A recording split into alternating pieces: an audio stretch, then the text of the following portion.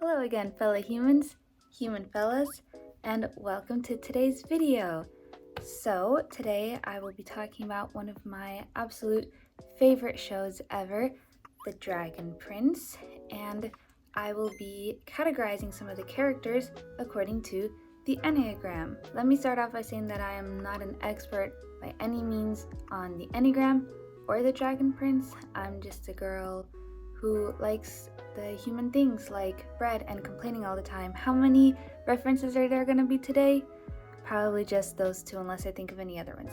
But also, I'm not an expert. These are just based on my opinions and the fact that I've watched this show many times through. So this video is kind of like a celebration of the Dragon Prince for me, and also maybe hopefully this can be informative to you as well if you care to learn about the Enneagram, or if you're also a fan of the Dragon Prince and you just wanted to watch something fun. I hope you enjoy this video regardless. I'm going to try to briefly explain the Enneagram. It's basically like a personality categorizing theory. The Enneagram is more about like your core motivations and fears rather than are you an introvert or an extrovert, that kind of thing. I really like the Enneagram. I feel like it's the most accurate personality typing system out there. My mom and I love the Enneagram. We talk about it all the time, and I've also done another video where I type cartoon characters based on the Enneagram. It's called The Bad Batch's Enneagrams or something like that. I love it. I feel like it's one of my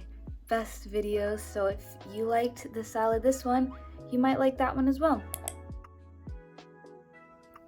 So today we will be typing Team Xadia, which consists of Callum, Ezran, and Rayla. So this is a structure that I've created. So for each character's analysis, we're going to start with their type and main traits, their core motivation, their core fears, their wing, movement of integration and disintegration, their subtype / instinct, and then the triads. So we have the center of intelligence, the harmonic triad, and the Hornevian triad. And then last but not least is anything else that I want to mention. I really try to be as thorough as possible, and yet there may be a mistake. Feel free to disagree with me. Feel free to let me know what you thought. If you would type any of these characters differently. And without further ado, let's get started. We're going to start with the main protagonist himself, Callum. Callum is a 4-wing 5, also known as the individualist or the romantic or sad prince. So 4s are typically described as self-aware, sensitive, and reserved. They are emotionally honest, creative, and personal, but can also be moody and self-conscious. They identify as seeing themselves as fundamentally different from others, hence the name the individualist. Their familiarity with their own darker nature makes it easier for them to process painful experiences that might overwhelm other types. So remember in season 3 when he first introduced Rayla to Big Feelings Time? He loves that, right? He loves talking about really sad or deep or dark stuff. And Rayla, at first she really didn't like that, right? But I think she kind of came around to it, at least in the fan fictions that I read. Anyway, so the core motivations of a type 4 are going to be expressing their individuality, creativity, and especially finding what makes them unique. So in the first few episodes of season 1, way back in the beginning of the show, Callum mentions that he's like a lackluster prince for not excelling at the traditional duties and skills that he was being taught. Instead, he likes to draw and he really identifies with that, and then later magic becomes the thing for him. He would say princes are good at all this stuff and I'm not really good at anything. It's not the fact that he was bad at any of the other stuff. It's the fact that he identifies with not fitting in. 4s want to express themselves and their individuality, to create and surround themselves with beauty, and to maintain certain moods and feelings. So the core fears of a type 4 are of being flawed, but beyond that, of having something missing inside of them, of being insignificant, and yet 4s relish in that feeling of like sadness or of not belonging. I'll explain a little bit more about that in a second. So I say Callum is a 4-wing 5, and that specific type is called the Bohemian. So you've got a type says, when someone bridges this enormous gap between the heart and the mind, they tend to have a very unique perspective because they're interpreting the world with 2 distinctly different antennae. When Callum learned the Sky Arcanum, I feel like this is exactly that, right?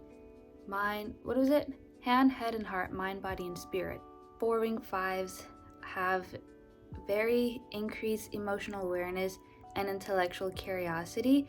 Y'all, if you aren't seeing the name Callum when I say these words, I don't know what to tell you, right? They want to protect their inner resources like a 5, as opposed to caring too much about what others think of them like a 3.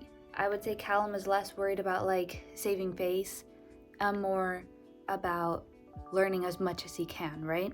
Not that 4-wing 3s aren't capable of, learning as much as they can. But these 4-wing 5s want to impact the world without the spotlight of a 3-wing. They're usually much happier to do their unique things just for themselves and nobody else, is what Personality Path says. So I think that Callum's initial draw to magic was to find himself, and then using it to help others is kind of like a bonus. Like the reason why he latched onto magic so much was because it fulfilled something in him, a desire to be unique and also useful, which that comes from the 5-wing. And then Personality Path says this as well, which I love. 4s try to be enigmatic on purpose when they talk to make themselves appear even more mysterious and unique. So this is so apparent in season 2 when he tries to make sense of the Moon Arcanum, and later when he explains the Sky Arcanum to Rayla. Then she says, that makes less sense, but okay. You also see that when he recites the poetry, or not the poetry, yeah, it was a poetry from like the Ocean book, when it's like, the tide is true as the ocean is deep, to know is to love, to live is to laugh, embrace the void, have the courage to exist. That's something else. So the move of integration for a 4 is a movement of growth. They become disciplined and principled like a healthy 1. The movement of disintegration is a movement of stress, which is when they become prideful and self-deceptive like an unhealthy 2. I think that's about as much as I have on his movements of integration and disintegration, I suppose. Okay, here's like the movement of disintegration up to plate, kind of. So in the latter half of season 2, when they see the dragon get like shot down by the humans in that town, this is kind of an example of the move of disintegration, maybe, is when Callum's like, what am I supposed to do? I can't do anything. Not really. Like, the 2's unhealthiest qualities really is becoming like prideful and like needing to be needed. So they're like, you can't get rid of me because I'm helpful and blah blah blah. And that wasn't really what he was doing. He was more like he had more self-doubt. Like, what am I supposed to do without magic? Bad example. So Callum's subtype is going to be social, and this is what CP Enneagram says: melancholic and dramatic. The social 4 feels more shame and is more sensitive. They focus on feeling inferior and wanting to find their place in the world. So he has a lot of like negative self-image and low self-esteem, like in season 1, at the end of season 1, when he chats with Ellis about not being a real mage, or when he tells Rayla he can't do anything without magic and how princes are supposed to be good at a lot of things, but he's not. The social instinct is all about like being needed by the group. He had a lot of self-doubt before about not having a lot to contribute to the group, but once he's able to really hone his magical practice, that kind of fulfills that need for him. 4s are in the heart or image center. 4s are all about internalized shame. So he expresses his unspoken and truest feelings through his art. Like he says, I draw when I'm upset, or I was afraid I was gonna lose you like we lost her when Ez went swimming in the ice lake, and Callum's fear of losing him like he lost his mother manifested in his art. 4s are in the reactivity group of the harmonic triad. So you've got a type says this about them: they respond to pain by assuming the worst. They want others to feel as deeply shaken as they do. So this is about how they react to like pain or adversity, and they react a lot, right? They can even become melodramatic. Callum definitely has the potential to become very melodramatic, right? In the Hornevian triad, 4s are in the withdrawn group. They recharge by going back to their imagination. They are natural introverts. They like attention but don't ask for it, but don't feel seen if they aren't validated. They're gonna be like, why aren't you paying attention to me? But I won't say anything about it. And finally, some extra stuff on Callum. Type 4 may not necessarily like what they discover, but do not try to rationalize their states, nor do they try to hide them from themselves or others. This is especially true of the Ocean Arcanum, right? Like in the end of season 5, when Callum is explaining, like, there are parts of yourself that you don't know or that you don't understand, but that doesn't mean that you can't trust yourself either way. 4s at their best are inspired and highly creative. They are able to renew themselves and transform their experiences. So think when he learned the Sky Arcanum or the Ocean Arcanum, that's like Callum at his best, right? He's combining like his emotional awareness and his creativity and also his intellect from like that 5 wing, and I think it's just really wonderful. He also really loves to recite things like poetry, which is again a very bohemian thing, a very individualist thing, a very romantic thing, right? And finally, let's just appreciate all the other people that the Enneagram Institute lists as type 4 individualists. Chopin, Tchaikovsky, Edgar Allan Poe, Virginia Woolf, Frida Kahlo, Bob Dylan, Prince, Winona Ryder. I mean, come on, this is such a cool list to be a part of, and I feel like Callum would definitely fit right in with all these people, especially Edgar Allan Poe and Frida Kahlo. You know that question which is like, if you could like have dinner with any like group of people, who would it be? It would be Frida Kahlo and Edgar Allan Poe and Callum.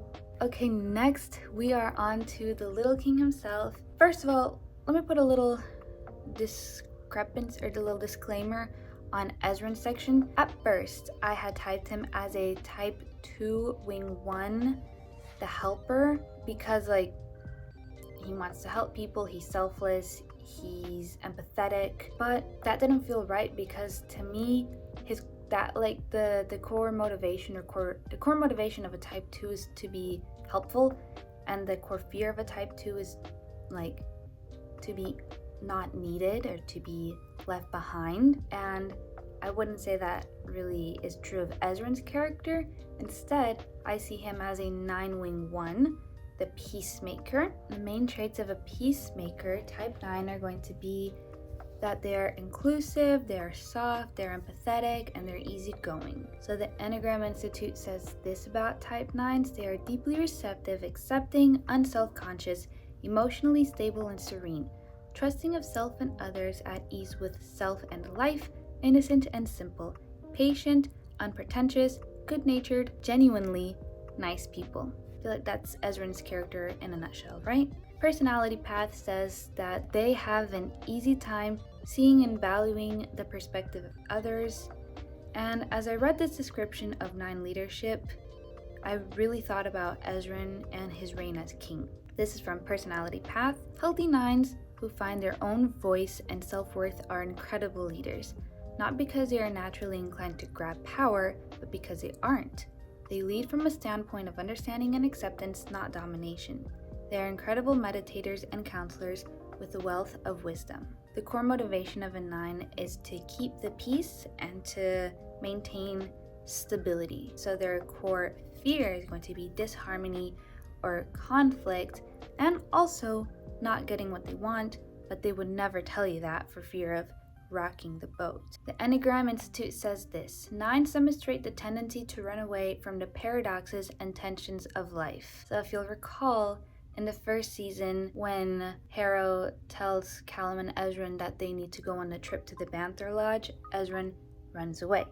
And when he finds out the truth about his father's passing, Ezran runs away. Continuing on this talk about running away, in season 3, while it would have been easier for Ezran to give up the throne for a little bit at the beginning of the season, like Opeli suggested, he assumed responsibility, showing strength and courage, but his desire for peace and his inability or just disdain of rocking the boat, of disharmony, of people not getting along, is like so much that he would rather abstain the throne and let somebody else take these maybe more difficult or more heavy decisions. What Viren did is horrible. I'm not saying that Viren is better than Ezran for stuffing up. No, Viren wanted all this to happen. He orchestrated this a little bit, or Aaravos did.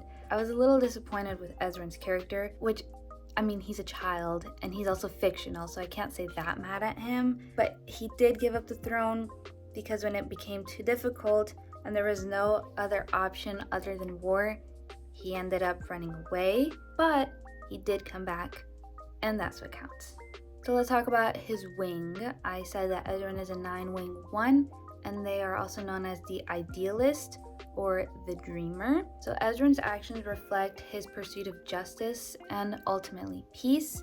So justice comes from the 1 wing and peace comes from his type 9, right? These types are introspective and self-controlled, and they have this, as You've Got a Type describes, pie in the sky view of reality, and sometimes that can be seen as maybe naive even. Definitely a lot of people see him as naive because he's like a child king and stuff. They're also very integral people. They always want to do the right thing because of that 1 wing. And he loves to talk about how important peace is, which if I didn't know any better, I'd say makes him look morally superior.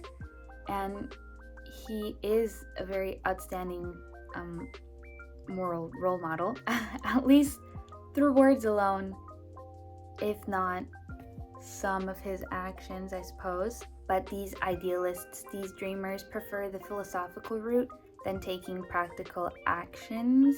I have written a little side tangent here about how I want to see him act, not just talk, because Ezran is a lot of talk, and that might be based on the writers. There is a lot of like, oh, like I want peace, but are you willing to work for it? And that's the thing with 9s, is that they want peace so bad, but they're so afraid of rocking the boat that they will tolerate any amount of horrible like crap just because they don't want to like make it even worse. So this is kind of like their move of disintegration, which is their movement of stress. They take on the worst traits of a 6. They'll become anxious, scrambling to hold on to any kind of stability. We haven't seen much of Ezran's character outside of you're my friend, we're all friends, we all love each other, whatever, blah, blah, blah. That's kind of my speculation. And then the movement to integration is when they take on the best traits of the type 3, which is practical, discipline, self-esteem, and ambition. I'd say Ezran is pretty self-esteemed. I would also say that's because his parents, or at least his father, raised him well. Ezran's subtype / instinct, I say, is social. Social 9s are beloved by friend groups. They rarely have conflict and are super harmonious. Pretty much Team Xadia, right? 9s are part of the body / gut center, so 9s are going to be out of touch with their anger. As in, Ezran seldom shows his anger. He did mention it once in that season 4 speech that he is angry, and he said things like, we have to hold on to hurt and hope in our hearts at the same time. So for a type 9 peacemaker to acknowledge their hurt is a pretty big deal. So good for you, Ez. Type 9s are in the positive group of the harmonic triad. So this is how he copes with pain, right? So it's not like things are bad, but they will get better. It's more of like a denial of how bad things are. Like they're always trying to look for the silver lining. I mean, Ezran does show sometimes acknowledgement of like things really suck, but he does continue to have like a positive attitude. So this is kind of it. As for the Hornevian triad, 9s are in the withdrawn group. So this is based on their social behavior. Like I said before, when he's faced with the worst news imaginable, Ezran runs away. And also once they've had too much of like a social interaction or experiences like going out and that kind of stuff.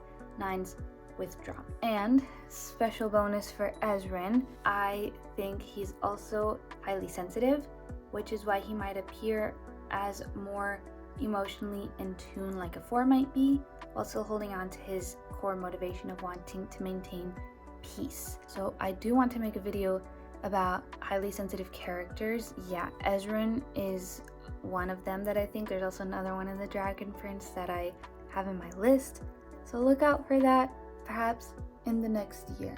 Finally, let's talk about Rayla. Also, the sun has gone down, so that is like my cue to really start wrapping it up. Sorry about my face being all, in the dark. If I look here, that's where my bedroom light is, but I was using the sun's light because I like it, but it's gone now. But that's okay, because Rayla is a moon shadow elf, and the moon is coming up, so maybe this is actually perfect.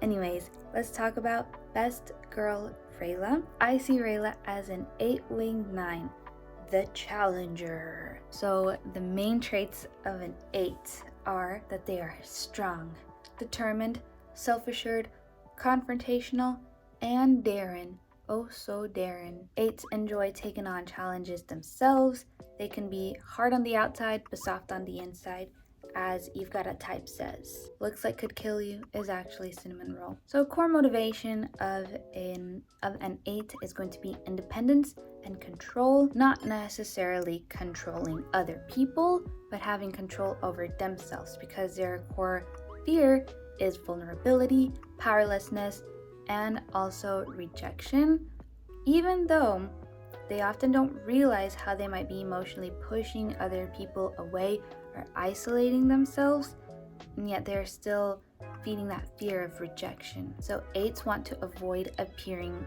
vulnerable because they believe that's weak, and then in those moments people might take advantage of them, which is that core fear of being taken advantage of not having power. But Rayla does let her guard down with Callum because she trusts him and she likes him, allowing for further intimacy between the two. Oh my gosh, I just love Rayla so much. Even saying this now, I'm like, that is beautiful.